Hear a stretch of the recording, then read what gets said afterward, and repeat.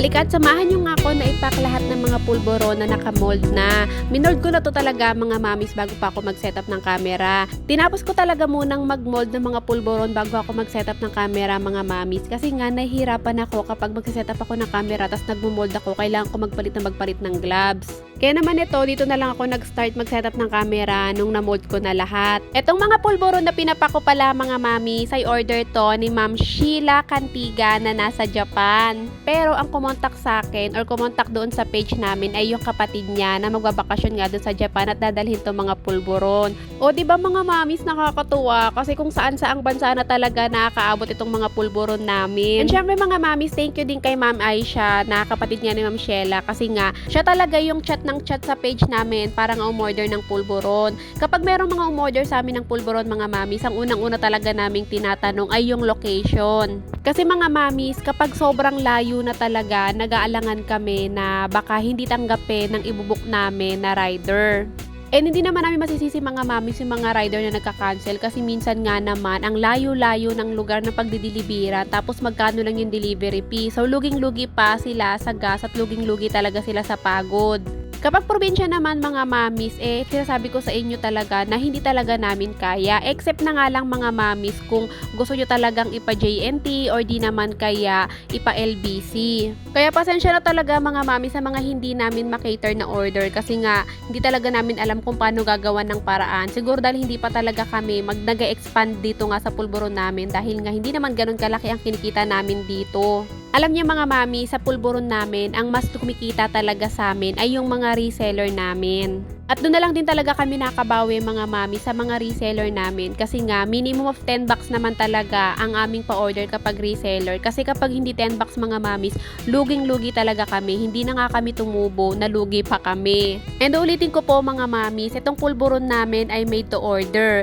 Ginagawa talaga namin to sa mismong araw kung kailan namin i-deliver sa inyo. Kaya mga mamis, pasensya na ulit sa mga nag-order ng 1 box, 2 box or 3 box na hindi talaga din namin nakikater kasi mga mamis, may minimum kami kapag solo order lang. 4 box to 5 box ang minimum namin kasi kapag 1 box lang mga mamis, mas luging-lugi kami lalo kasi nga hindi pwedeng magluluto lang kami nakakapiranggot na pulburon para lang sa isang order na box. Isa kasi talaga mga mamis sa pinakaayaw namin ng kaibigan ko yung meron na kaming stocks na gawa ng pulburon para pag may nag-order sa amin ayun yung ibibigay namin. Ayun yung pinakaayaw namin kasi alam namin na hindi na talaga mas masarap ang pulburon kapag hindi bagong gawa. Tsaka ayaw kasi talaga namin mga mamis masira sa mga customer or mga buyers namin, lalong-lalo na sa mga resellers namin kasi nagtitiwala sila sa amin na laging bagong gawa nga itong mga pulburon namin. Nagpo-post naman kami mga mamis kapag meron kami mga collect orders. Pag meron kaming post na ganun mga mamis, tumatanggap kami ng paisa-isang box na order, 2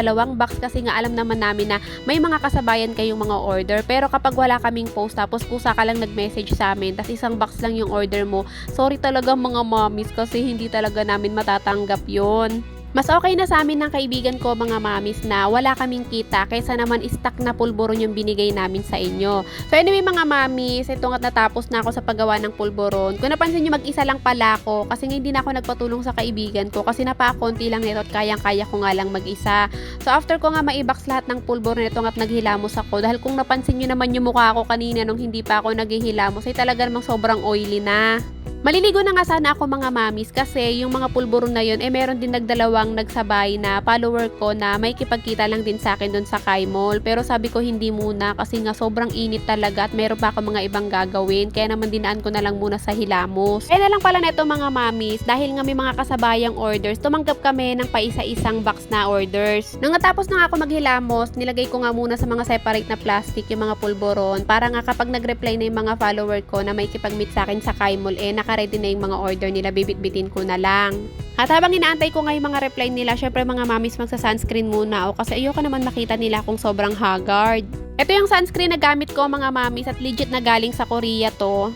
At sa mga hindi pa nga nakapag-try at nagdadalawang isip dyan mga mamis, mag-check out na kayo kasi 40 pieces na lang to at kapag naubos to, hindi ko alam kung anong buwan ulit ako magkakaroon ng sunscreen na to galing sa Korea. Dahil yung kaibigan ko na nasa Korea ay uuwi siya nitong June dito sa Pilipinas. So dahil mag-i-stay nga muna siya dito sa Pilipinas, so hindi niya muna ako masusuplayan ng mga sunscreen na galing sa Korea. Kaya naman mga mami, ilalagay ko yung link dyan sa comment section sa baba at wag na kayong magdalawang isip na mag-check out. Ako na ang nagsasabi sa inyo mga mamis na worth it tong sunscreen na to kasi ako tuwing lalabas talaga ako ay feel ko talaga yung mukha ko. Napoprotektahan na yung mukha ko sa araw dahil sa sunscreen, hindi pa ako nagmumukhang haggard. So anyway mga mamis, after ko nga mag-sunscreen, hiniwa ko muna yung mga gulay na ulamin namin. Tapos nun, ito nga't nagpalit na ako dahil nag-reply na yung mga follower ko na papunta na nga daw sila sa Kai Mall. Actually, yung isa na lang yung papunta kasi yung isa hindi siya makaalis dahil may baby siya. Kaya nakisuyo na lang siya sa akin na ihatid ko na nga lang daw dun sa may salon na pinagkatrabahuhan niya na sakto naman ay paglabas lang ng gate dito sa amin. Nung mga oras nga na yan mga mamis, medyo hindi ako mapakali kasi nga nahihiya talaga ako mga mamis kasi hindi naman talaga ako mahilig maipagkita sa mga follower ko.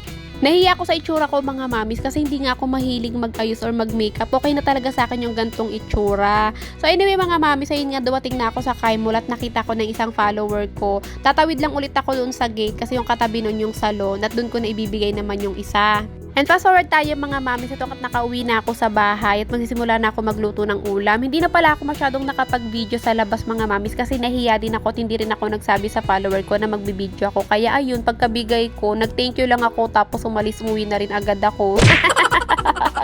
So anyway nga mga mamis, ito nga't magsisimula na ako magluto ng ulam namin nung araw na yan. Bali, ang ulam pala namin dyan ay ginataang papaya. Alam niyo ba mga mamis, ilang buwan ko na talagang pinagkaplanuhan na magluto nitong ginataang papaya or gatang papaya. Kung hindi nyo na itatanong mga mamis, ay mahilig talaga ako sa mga ulam na gata or ginataan. Itong gatang papaya mga mamis, first time ko lang talaga magluluto nito. Nanood pa ako kung paano lutuin to ay napakadali lang pala talaga. Pero madalas naman na ako makakain nito kasi nga pag bumibili kami ng mga lutong ulam sa labas kapag hindi ako nagluluto at pag nakita ko talagang merong ganito, bumibili talaga agad ako tapos pinapartneran ko ng isda. Sa susunod nga mga mamis, kapag meron akong nakita sa palengke na nagtitinda ng langka or di naman kaya dahon ng gabi ba yun, ay naman itatry kong gataan kasi isa rin talaga yun sa mga paborito kong ulam. Tapos kahit walang partner na prito ay masarap din naman talaga.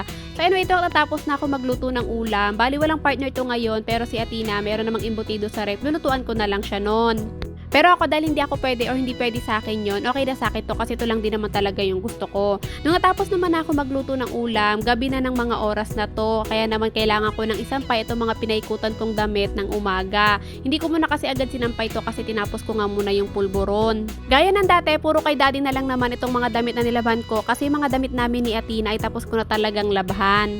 Nung natapos naman ako magsampay mga mamis ay nag-half bath naman ako. Pagkatapos ko naman mag-half bath, sakto naman ay nag-chat na si Ma'am Aisha na pwede ko na nga daw ipabook itong order nilang pulburon para nga ma-receive na nila bago sila matulog.